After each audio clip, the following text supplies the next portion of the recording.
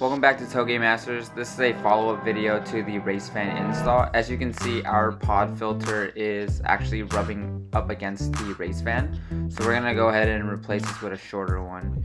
Here's a different view of it. And this is what we're gonna replace it with. This is about 2 inches shorter. This is a K&N filter.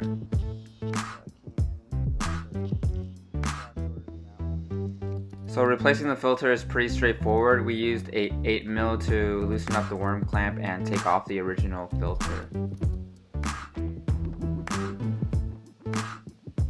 You can also use a flathead screwdriver instead of the 8mm if you don't have that.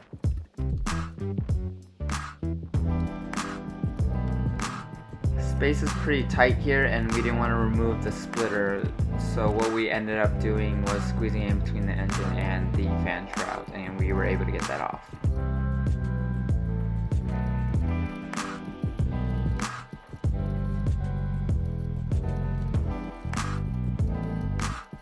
Here's a quick comparison between the original filter and the new filter. You can see it's quite a lot shorter, so this should help with that rubbing issue on the race fan.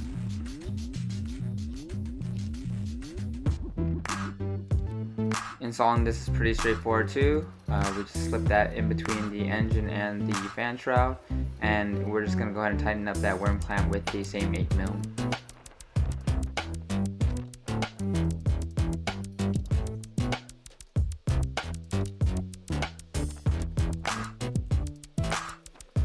With the worm clamp all tight, you can see now we have quite a lot more room here in between the fan shroud and the filter. It's no longer rubbing.